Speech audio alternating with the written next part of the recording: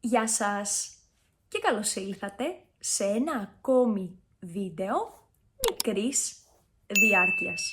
Στα μαθήματα αυτά θα σας διδάξω λέξεις ή φράσεις που θα σας βοηθήσουν να βελτιωθείτε στα ελληνικά τις μέρες που δεν έχετε πολύ χρόνο για διάβασμα. Σήμερα θα ασχοληθούμε με δύο εκφράσεις που τις χρησιμοποιούμε όταν θέλουμε να μάθουμε τη διάρκεια.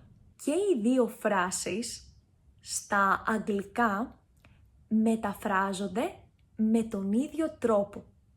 How long. Όμως στα ελληνικά τις χρησιμοποιούμε σε διαφορετικές περιπτώσεις. Το πόση ώρα το χρησιμοποιούμε για κάτι που διαρκεί λιγότερο από ένα 24ωρο. Για παράδειγμα, πόση ώρα κοιμάσαι ή πόση ώρα με περίμενες έξω από το θέατρο.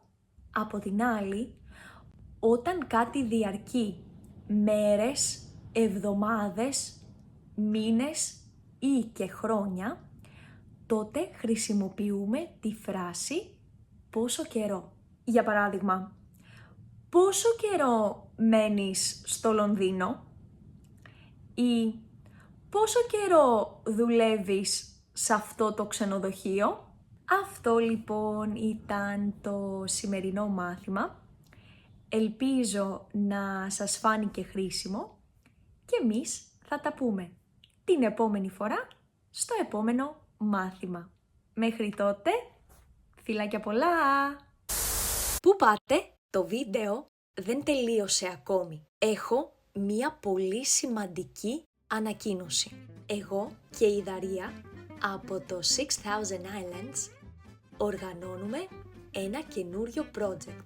Το project ονομάζεται The Couch Seminars και είναι σεμινάρια πάνω στην γραμματική ή σε κάποια φαινόμενα που ίσως σας δυσκολεύουν. Ξεκινάμε με το πρώτο σεμινάριο αυτή την Τετάρτη πάνω στην αιτιατική πτώση. Μπορείτε να κλείσετε εισιτήρια πατώντας το link στο κουτί των πληροφοριών. Ελπίζω να τα πούμε εκεί. Φιλάκια πολλά!